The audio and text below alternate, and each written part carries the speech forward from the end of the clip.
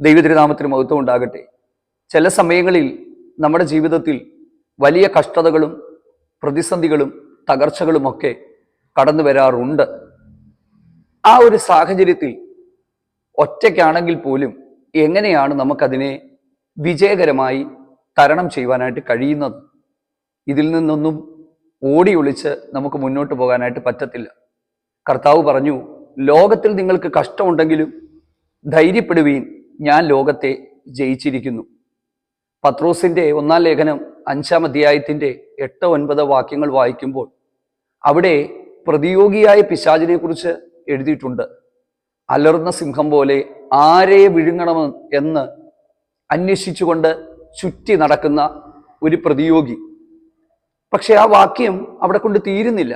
അതിൻ്റെ തൊട്ടടുത്ത വാക്യത്തിൽ രേഖപ്പെടുത്തിയിരിക്കുന്നത്, ലോകത്തിൽ നിങ്ങളുടെ സഹോദരവർഗത്തിനൊക്കെ ഈ വക കഷ്ടത പൂർത്തിയായി വരുമ്പോൾ മൗനമായിരിക്കണമെന്നോ അതിനെ കണ്ണടച്ചുവിടണമെന്നോ മിണ്ടാതെ ഇരിക്കണമെന്നോ ഒന്നുമല്ല. വളരെ ശ്രദ്ധിക്കേണ്ട ഒരു കാര്യം അവിടെ എഴുതിയിരിക്കുന്നത്, വിശ്വാസത്തിൽ സ്ഥിരതയുള്ളവരായി അവനോട് എതിർത്ത് നിൽക്കണം എന്നുള്ളതാണ്. അപ്പൊ എതിർത്ത് നിന്നാലേ പറ്റത്തുള്ളൂ. ഒന്നതിനെ തിരിച്ചറിയുക, രണ്ടതിനെ എതിർത്ത് നിൽക്കുക. പ്രാർത്ഥനകൾക്ക് വേണ്ടി കുറേ നാളുകളായി വ്യത്യസ്ത വിശ്വാസങ്ങളിലുള്ളവർ വിളിക്കാറുണ്ട്. എന്നാൽ ഞാൻ ഈ പ്രാർത്ഥനാ വിഷയങ്ങളൊക്കെ പലതും ശ്രദ്ധിച്ചപ്പോൾ എനിക്ക് മനസ്സിലായത്, പ്രാർത്ഥിക്കുന്നവർ, ദൈവത്തിന് വേണ്ടി നിലകൊള്ളുന്നവർ അവരുടെ ജീവിതത്തിൽ പോലും ചില സമയങ്ങളിൽ തരണം ചെയ്യുവാൻ പറ്റുന്നതിനപ്പുറമുള്ള വലിയ കഷ്ടതകൾ ആഞ്ഞടിക്കാറുണ്ട്. അപ്പം ഇവർക്കൊക്കെ കൊടുക്കാനായിട്ട് പറ്റുന്ന ഒരു മാർഗനിർദ്ദേശം എന്താണ്? വേദപുസ്തകത്തിനകത്ത് ദൈവഭക്തന്മാർ എങ്ങനെയാണ് കഷ്ടതകളെയും പ്രതിസന്ധികളെയും തരണം ചെയ്തത്? അതിന് നമുക്ക് ഏറ്റവും നല്ല ഒരു ഉത്തമ ഉദാഹരണമായി എടുക്കുവാനായിട്ട് കഴിയുന്ന വ്യക്തി ദൈവഭക്തനായ ഇയ്യോബാണ്. വേദപുസ്തകത്തിൽ ഇങ്ങനെ ഒരു കഷ്ടതയിലൂടെ കടന്നുപോയ ഒരാളുണ്ടോ എന്ന് എനിക്കറിയില്ല. ഞാൻ പറയാതെ തന്നെ ഇയ്യോബിനെ കുറിച്ച് നിങ്ങൾക്കൊക്കെ അറിയാമല്ലോ. പക്ഷെ ദൈവവചനം ധ്യാനിച്ച് പഠിച്ചപ്പോൾ എനിക്ക് മനസ്സിലായ ഒരു കാര്യം, തൻ്റെ കഷ്ടതയ്ക്കകത്ത് അതേ ദൈവത്തിൻ്റെ വഴി വിട്ടു മാറാതെ പിടിച്ചു നിൽക്കുവാൻ തക്കവണ്ണം തനിക്ക് കരുത്ത് ലഭിച്ചത് എവിടെ നിന്നാണ്? നിഷ്കളങ്കനെന്നും ദോഷം വിട്ടകലുന്നവനെന്നും ദൈവഭക്തനെന്നും ദൈവം ആ മനുഷ്യനെ കുറിച്ച് സാക്ഷ്യം പറയുന്നുണ്ട്. ദൈവത്തിൻ്റെ സാക്ഷ്യത്തിനപ്പുറം മറ്റു പഠനങ്ങളുടെയോ വിലയിരുത്തലുകളുടെയോ ആവശ്യമില്ല. ഞാനത് പറയാനുള്ള കാരണം, ഇയ്യോബിന്റെ കുറ്റവും കുറവും എന്താണെന്ന് ഇയ്യോബിന്റെ സ്നേഹിതർ കണ്ടുപിടിക്കാനായിട്ട് നടത്തുന്ന പരിശ്രമങ്ങളൊക്കെ ആ പുസ്തകത്തിൽ എഴുതിയിട്ടുണ്ട്. അത് പോകട്ടെ, അത് അന്നത്തെ കാലമാണ്. ഇന്നത്തെ കാലത്ത് പോലും പലരും ഇയ്യോബിന്റെ കുഴപ്പം എന്താണെന്ന് കണ്ടുപിടിക്കാനാണ് ശ്രമിക്കുന്നത്, ഇല്ലേ? പല സമയങ്ങളിലും നമ്മളൊക്കെ അങ്ങനെയാണല്ലോ.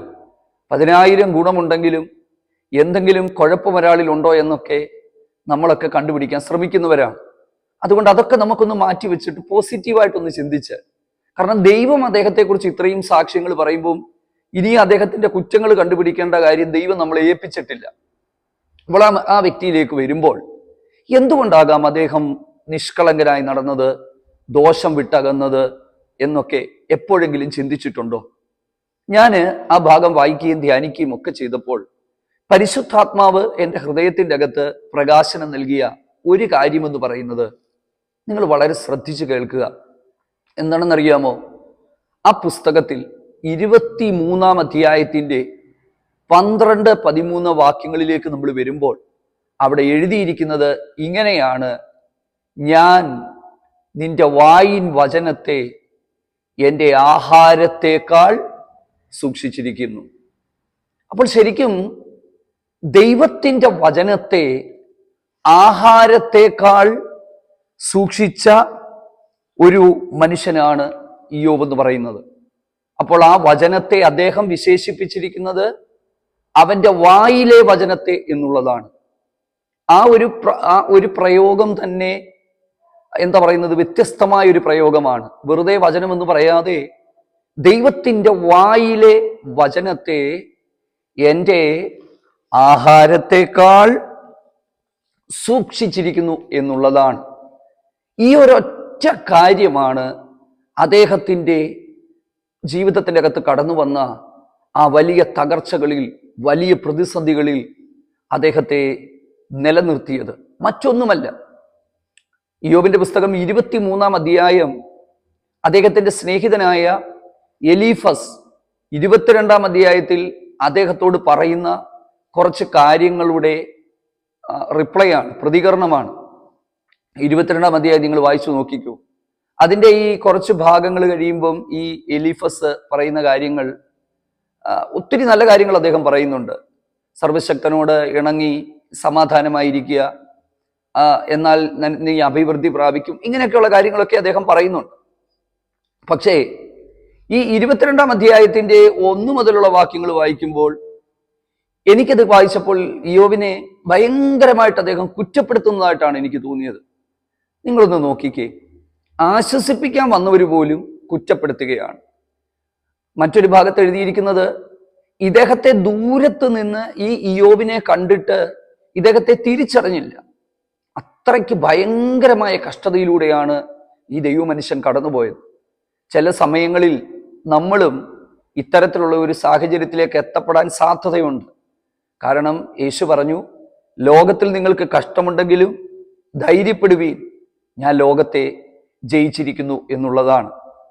അപ്പം ഈ കഷ്ടതകളിൽ നിന്ന് നമ്മൾ പറഞ്ഞു വിടുമ്പോഴും നമ്മൾ ഇതിനെ ഒരു നിസ്സാര കാര്യമായിട്ട് എടുക്കരുത്.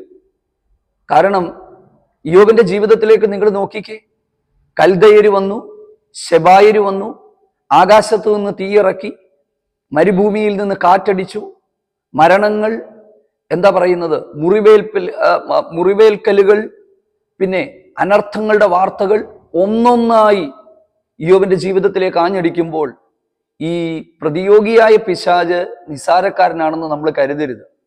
പല സമയങ്ങളിലും ദൈവം അനുവദിക്കാത്തത് കൊണ്ടും ദൈവം അവസരം കൊടുക്കാത്തത് കൊണ്ടുമാണ് നമ്മുടെ ജീവിതത്തിൽ അവൻ കയറി പ്രവർത്തിക്കാത്തത്. അവനൊരു അവസരം കിട്ടിയാൽ അവിടെ എത്രത്തോളം തകർക്കുവാൻ അവന് ശേഷിയുണ്ടെന്നുള്ളത് ദൈവത്തിന്റെ വചനം വ്യക്തമായി നമ്മളെ പഠിപ്പിക്കുകയാണ്. അതുകൊണ്ട് തന്നെയാണ് പത്രോസിന്റെ ലേഖനത്തിൽ എഴുതിയിരിക്കുന്നത്, അവനോട് എതിർത്ത് നിൽപ്പീൻ എന്നുള്ളതാണ്. കാരണം ഈ ഇയ്യോബിന്റെ ഒരു കാലഘട്ടവും ഇന്ന് നമ്മൾ ജീവിക്കുന്ന കാലഘട്ടവും തമ്മിൽ വ്യത്യാസമുള്ളൊരു കാലഘട്ടമാണ്. കാരണം അന്നത്തേതിനേക്കാൾ ഇന്ന് കാൽവറി ക്രൂശിൽ നമ്മുടെ കർത്താവ് കൊണ്ടാടിയ ജയഘോഷത്തെയും ജയോത്സവത്തെയും പ്രസ്താവിച്ചുകൊണ്ട് വചനത്തിന്റെ അകത്ത് നിൽക്കുമ്പോൾ ഇയ്യോബിന്റെ കാലഘട്ടത്തിനേക്കാൾ ശ്രേഷ്ഠമായി ദൈവിക അധികാരം അതേ കൈവശമുള്ള ഒരു ജനതയാണ് ഈ ഒരു പുതിയ നിയമകാലത്തിലെ നാം ഓരോരുത്തരും. അപ്പോൾ നമ്മൾ ആ ആത്മീക അധികാരങ്ങളെയും ആ പരിശുദ്ധാത്മ അഭിഷേകത്തിന്റെ ശക്തിയെയും വചനത്തിന്റെ ശക്തിയെയും നമ്മൾ തിരിച്ചറിയണം. അപ്പൊ നമ്മുടെയൊക്കെ ജീവിതത്തിന്റെ അകത്ത് നേരിടുന്ന ഇത്തരത്തിലുള്ള കഷ്ടതകളിൽ നമുക്ക് ധൈര്യത്തോടെ മുന്നോട്ട് പോകണമെങ്കിൽ സ്നേഹത്തോടെ ഞാൻ നിങ്ങളോട് പറയാം, ദൈവത്തിന്റെ വചനത്തെ ജീവിതത്തിന്റെ അകത്തേക്ക് ഏറ്റെടുക്കുക എന്നുള്ളത് കൊണ്ട് തീരുന്നതല്ല ഈ ഒരു ഭാഗം. ഞാൻ ഏറ്റെടുക്കുക എന്ന് പറയുമ്പോൾ തന്നെ നമ്മൾ ശ്രദ്ധിക്കേണ്ടുന്ന ഒരു കാര്യം എന്ന് പറയുന്നത് വചനത്തെ ജീവിതത്തിന്റെ ഭാഗമാക്കുക. ഇനി ഞാൻ പറയുന്ന കാര്യങ്ങൾ ശ്രദ്ധിച്ച് കേൾക്കുക. ദൈവവചനത്തിന് അസാധാരണമായ ശക്തിയാണുള്ളത്, അസാധാരണമായ ശക്തി. ഞാൻ ഇത് വെറുതെ അതിശയോക്തിക്ക് ഈ വാക്കുകളൊന്നും എന്താ പറയുന്നത്, നിങ്ങളെ ഇളക്കാൻ അല്ലെങ്കിൽ നിങ്ങളുടെ ആ ഒരു മനസ്സിനെ ഇളക്കുന്ന വാക്കുകളൊന്നുമല്ല. ഇത് അസാധാരണമായ ശക്തി ദൈവവചനത്തിന്റെ അകത്തുണ്ട്.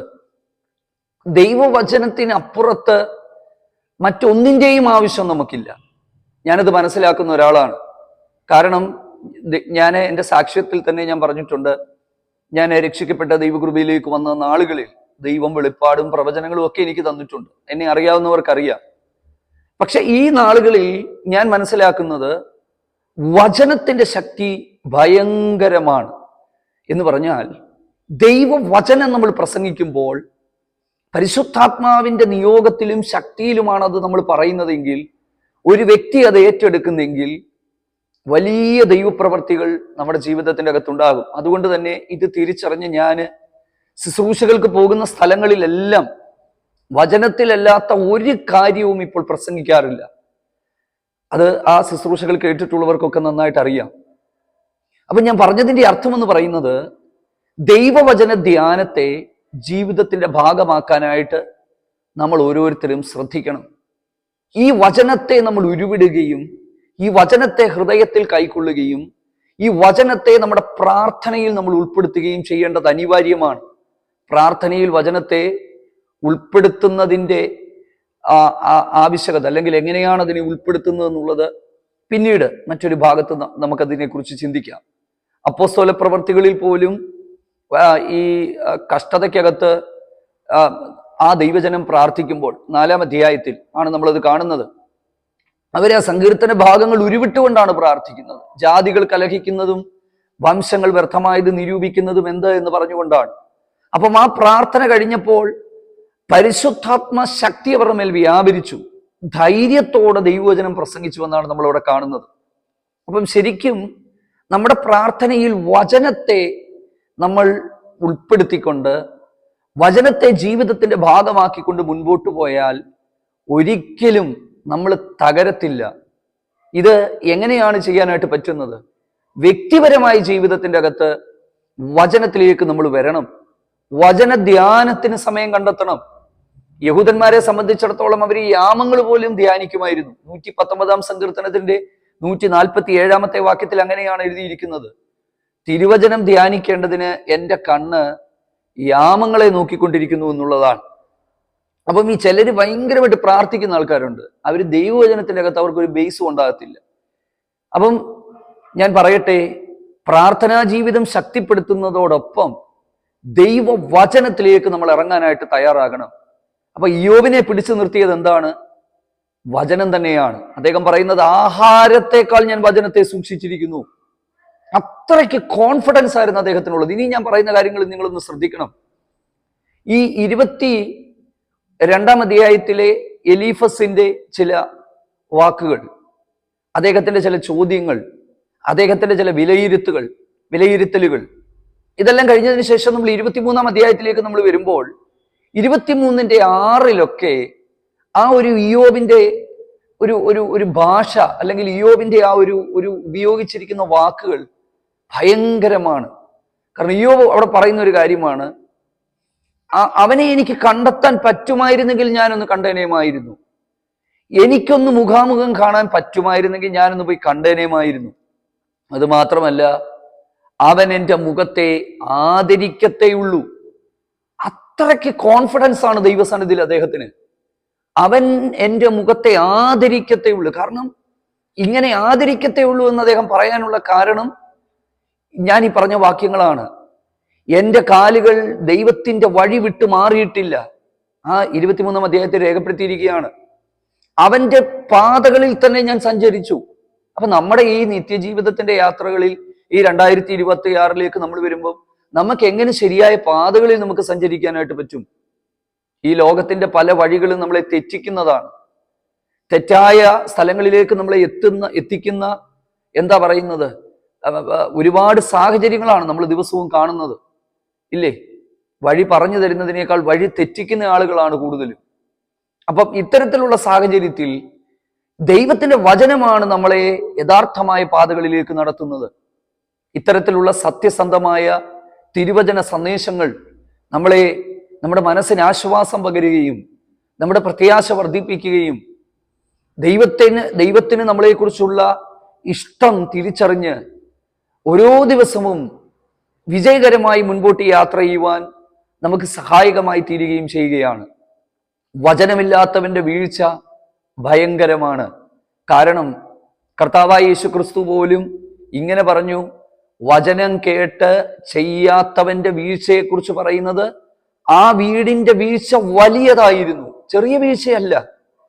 അപ്പം വചനമില്ലാത്തവന്റെ വീഴ്ച, വചനമില്ലാത്ത കൂട്ടായ്മകൾ, വചനമില്ലാത്ത കുടുംബം, വചനമില്ലാത്ത വ്യക്തി ജീവിതങ്ങൾ, ഇവരെയൊക്കെ ലോകത്തിന്റെ കാറ്റും ലോകത്തിന്റെ കോളും അതുപോലെ തന്നെ തിരമാലകളുമൊക്കെ അടിച്ച് തകർത്ത് കളയുമ്പോൾ വചനം ഹൃദയത്തിൽ കൈക്കൊള്ളുന്നവനെയും വചനം സൂക്ഷിക്കുന്നവനെയും നിത്യത വരെ നിലനിർത്തുന്നതാണ്.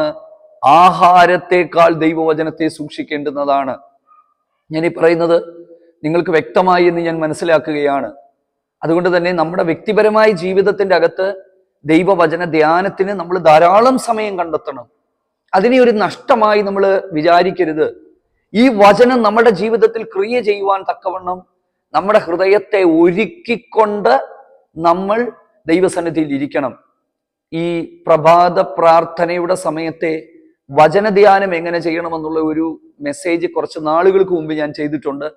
നിങ്ങൾ ഇതിൻ്റെ അകത്തൊന്ന് കയറി നോക്കുക, അത് കാണാനായിട്ട് പറ്റും. വചനധ്യാനം ഫലപ്രദമാക്കാനുള്ള 7 മാർഗങ്ങൾ അതിൻ്റെ അകത്ത് റീഡ്, മെഡിറ്റേറ്റ്, റിഫ്ലക്റ്റ്, അങ്ങനെ കുറച്ച് കാര്യങ്ങൾ ഞാൻ അന്ന് പറഞ്ഞിട്ടുണ്ടായിരുന്നു. ആ ഒരു സന്ദേശം വളരെ സഹായകരമായിരിക്കും പ്രായോഗിക ജീവിതത്തിൻ്റെ അകത്ത്. അപ്പോൾ ഈ ഒരു പ്രാക്ടിക്കൽ ക്രിസ്ത്യാനിറ്റി ആണല്ലോ നമ്മുടെ ഈ ഒരു വിഷയം എന്ന് പറയുന്നത്. അപ്പൊ ഈ പ്രായോഗിക ജീവിതത്തിന്റെ അകത്ത് നമുക്ക് മുൻപോട്ട് പോകണമെന്നുണ്ടെങ്കിൽ ആഹാരം പോലെ അല്ലെങ്കിൽ ആഹാരത്തേക്കാൾ ദൈവവചനത്തെ സൂക്ഷിക്കണം. ഏതാനും ചില സമയങ്ങൾക്കുള്ളിൽ പറഞ്ഞ് ഈ ദൈവവചന സന്ദേശം അവസാനിപ്പിച്ച് പ്രാർത്ഥിക്കുവാനായിട്ട് കർത്താവിൽ ആശ്രയിക്കുകയാണ്. ഇന്ന് നിങ്ങൾ നോക്കിക്കോ, ഏറ്റവും കൂടുതൽ യൂട്യൂബ് ചാനലുകൾ, അതുപോലെ തന്നെ മറ്റുള്ള ചാനലുകളിൽ നമ്മൾ നോക്കിയാൽ ആഹാരവുമായിട്ട് ബന്ധപ്പെട്ടുള്ള ചാനലുകളാണ് കൂടുതലും. സത്യമല്ലേ ഞാൻ പറഞ്ഞത്? എന്ന് പറഞ്ഞാൽ മനുഷ്യന് ഭക്ഷണപ്രേമികളായി മനുഷ്യർ മാറുകയാണ്. പുതിയത് കിട്ടിയാൽ അത് പരീക്ഷിക്കുവാൻ, അല്ലെങ്കിൽ പുതിയതിൻ്റെ രുചി അറിയുവാൻ, ആഹാരം ആസ്വദിക്കുവാൻ, ആരോഗ്യകരമായ ഭക്ഷണശീലത്തെക്കാൾ എന്താ പറയുന്നത്, രുചിക്കും സ്വാദിനും താല്പര്യം കൊടുത്തുകൊണ്ട് അനാരോഗ്യകരമായ ഭക്ഷണ രീതികളിലേക്കാണ് കൂടുതലും ആളുകൾ എത്തപ്പെടുന്നത്. അതുകൊണ്ട് തന്നെ ആരോഗ്യകരമായ ഭക്ഷണ രീതി എന്തായിരിക്കണമെന്നുള്ളത് മനസ്സിലാക്കി തരുവാനായിട്ടുള്ള ധാരാളം ചർച്ചകൾ, പഠനങ്ങളൊക്കെ നടന്നുകൊണ്ടിരിക്കുകയാണ്. അപ്പൊ ഞാൻ പറഞ്ഞത്, ഭക്ഷണം ഇത്രത്തോളം പ്രധാനപ്പെട്ടതാണെങ്കിൽ ഭക്ഷണത്തെക്കാൾ പ്രധാനപ്പെട്ടതാണ് ഒരു ദൈവ പൈതലിന്റെ ജീവിതത്തിന്റെ അകത്ത് ദൈവവചനം എന്ന് പറയുന്നത്. അത് ഭക്ഷണം കഴിക്കുന്നത് പോലെ കഴിക്കേണ്ടുന്നതാണ്. ഭക്ഷണത്തെ കരുതുന്നത് പോലെ അതിലധികം നമ്മൾ കരുതേണ്ടുന്നതാണ്. ജീവിതത്തിന്റെ ഭാഗമാണ്. ഭക്ഷണം ശാരീരിക വളർച്ചയ്ക്ക് മാത്രം സഹായകമാകുമ്പോൾ ഒരു മനുഷ്യന്റെ അകത്തെ മനുഷ്യൻ ശക്തിപ്പെടുത്തുവാൻ, ഒരു മനുഷ്യൻ വിശുദ്ധിയിലും ആത്മീകമായി വളരുവാനും അവൻ ഏറ്റവും പ്രചോദനവും സഹായകരവുമായി തീരുന്നത് ദൈവത്തിന്റെ വചനമാണ്. അതിന് കർത്താവ് നിങ്ങൾക്ക് ഏവർക്കും ഇടയായി തീരട്ടെ. ഒരു വാക്ക് പ്രാർത്ഥിച്ചിട്ട് നമുക്ക് ഈ സന്ദേശം അവസാനിപ്പിക്കാം. ഞങ്ങളുടെ പ്രിയ പിതാവേ, ഞങ്ങളുടെ ജീവിതത്തിന്റെ അകത്തൊക്കെ കടന്നു വരുന്ന വലിയ തകർച്ചകളിൽ, കഷ്ടതകളിൽ ബലത്തോടെ പിടിച്ചു നിന്ന് മുൻപോട്ട് പോകുവാൻ ഞങ്ങൾക്ക് സഹായകരമാകുന്നത് ദൈവത്തിന്റെ വചനമാണ്. ഈ വചനത്തെ കേൾക്കുവാനും അനുസരിക്കുവാനും ധ്യാനിക്കുവാനും ജീവിതത്തിന്റെ ഭാഗമാക്കുവാനും പ്രിയപ്പെട്ടവരെ സഹായിക്കണമേ. അങ്ങയുടെ ആമേൻ മക്കളെ അനുഗ്രഹിച്ചു പ്രാർത്ഥിക്കുന്നു യേശു ക്രിസ്തുവിൻ നാമത്തിൽ തന്നെ. ആമേൻ. ദൈവം നിങ്ങളെ എല്ലാവരെയും ധാരാളമായി സഹായിക്കട്ടെ. God bless you.